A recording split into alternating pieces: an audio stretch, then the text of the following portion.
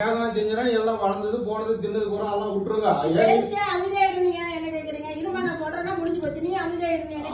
நான் சொல்லுது நீ சொல்றவங்க நான் அமைதியா இருக்கா? அந்த மாதிரி கேள்வி அதிகாரத்துக்கு வேலை இல்லை. என்ன வேலை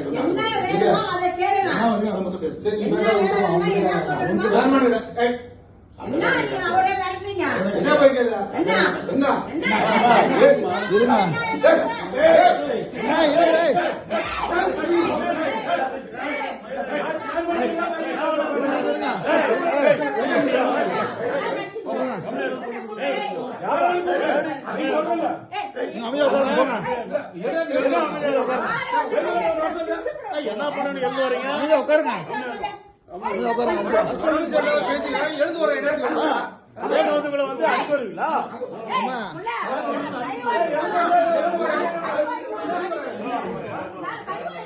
யார் வந்துங்கம்மா? யார் வந்துங்க? யார் அடிக்க வந்துங்க?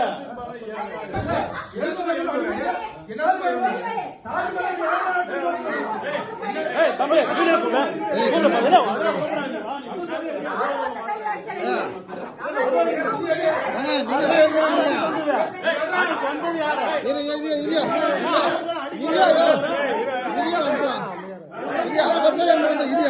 நாங்க தருமபுரி குமசாப்பேட்டுக்கு அருள்மிகு செல்லியம்மன் கோவிலுக்கு சொந்தமான இடத்துல வந்து நம்ம பார்த்தீங்கன்னா ரங்கா டிபார்ட்மெண்ட்டுக்கு ஆப்போசிட் இருக்க இடத்துல ஒரு 4 மாதத்துக்கு முன்னாடி டெண்டர் எடுத்திருக்கோம்.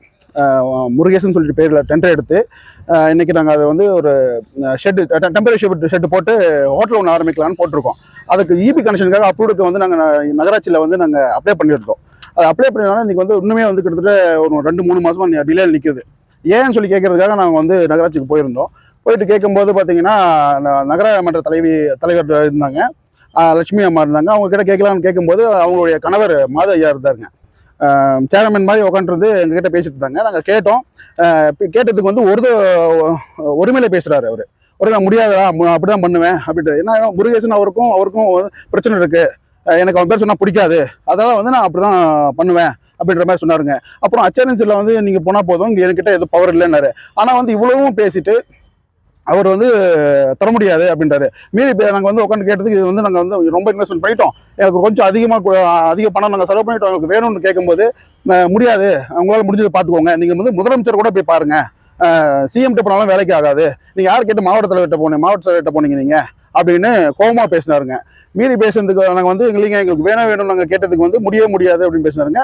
இவர் எங்களுடைய ஐயா இவரை வந்து போயிட்டு எழுந்து அடிக்கிறதுக்கு வந்தாருங்க. அவர் கேட்டதுக்கு வந்து நாங்களாம் அவர் அடிக்க போனோம், நாங்கள் 4 பேர் 5 பேர் சேர்ந்து நாங்கள் அடிக்க போனோம் சொல்லி அவர் வந்து சொல்லியிருக்காரு. ஆனால் அது வந்து சுத்த பொய்யுங்க. நாங்கள் கேட்க போனதுக்கு வந்து நாங்கள் எல்லாரும் எங்கள் முதல்ல அவ்வளோ போட்டிருக்கோங்க, நாங்கள் எல்லாருமே போட்டிருக்கோம். கவர்மெண்ட் மூலியமாக நாங்கள் HRNCல நாங்கள் ஸ்கெட்ச் கொடுத்துருக்கோம், அப்ரூவ் வாங்கியிருக்கோம். இது ஈபிக்காக வேணுன்றதுக்காக கேட்குறோம். நாங்கள் அப்ரூவ்காக நாங்கள் போகிறோம், எல்லாமே நாங்கள் கொடுத்து பண்ணிட்டோம். என்னென்ன ஃபார்மாலிட்டியும் பார்த்துட்டோங்க, எல்லா ஃபார்மாலிட்டியும் பார்த்துட்டுவாங்க. மறுபடியும் நீங்க இதை பண்ணணும் அதை பண்ணணும்னு கேட்டவங்க எங்களை வந்து இது பண்ணிட்டு தர முடியாதுன்னு ஒருமையில பேசுறாருங்க. வாடா போடான்னு ஒருமையில பேசுறாருங்க. அவர் கால் மேல காலை போட்டுட்டு அவர் பேசிட்டு இருப்பாரு. அவரு தான் நம்மளும் பேச விடல. எங்களை வந்து சேர்மன் எங்களை வந்து அணுகவே விடல. அவங்க அவரு எல்லாமே அவர் தான் பேசுறாரு. எங்க குறைய ஒன்று கேளுங்கன்னு சொல்லும் போது அதை கண்டுக்கவே இல்லைங்க. அவருக்கு பேசுறது மட்டும் கேட்கணுன்ற மாதிரி பேசினாருங்க. மீறி பேச நேடா பண்ணி வேணீங்க அப்படின்னு எழுச்சி வந்தார். வீடியோ நல்லா பாருங்க. அவர் எழுச்சி வருவாருங்க. இப்படிதான் பேசிட்டு ஒருமையில மட்டும் தான் பேசிட்டு இருந்தாரு. அப்படிதான் பண்ண முடியும், கதவு சாத்துறான்னு சொல்லிட்டு ஓடி வந்து கதவு சாத்தினாருங்க. நாங்க உள்ள இருக்கோம், கதவு சாத்தினாரு அவரு. அதாவது நீங்க அந்த வீடியோ நல்லா தெரிய இருக்கும் பாருங்க. அவர் கதவு சாத்துவாரு, எழுச்சி வருவாரு, என்ன பண்ண முடியும் உங்களால அப்படின்னு. நகரமன்ற தலைவர் வந்து பாத்தீங்கன்னா லட்சுமி அம்மா வந்து என்ன பண்றாங்க, வெளியே வரோம், வெளியே போங்கடா நீங்க, ஆளுங்க போற ஆசைங்க பாருன்னு ஒருமையில பேசினாங்க. நகரமன்ற தலைவர் பேசினாங்க.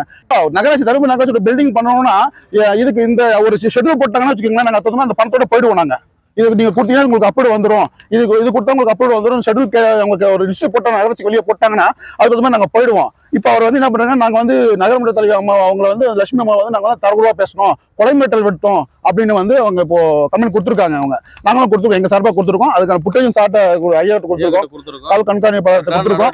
நீங்க சரியான நடவடிக்கை எடுக்க நான் பாக்குறேன் அப்படின்னு சொல்லியிருக்காருங்க.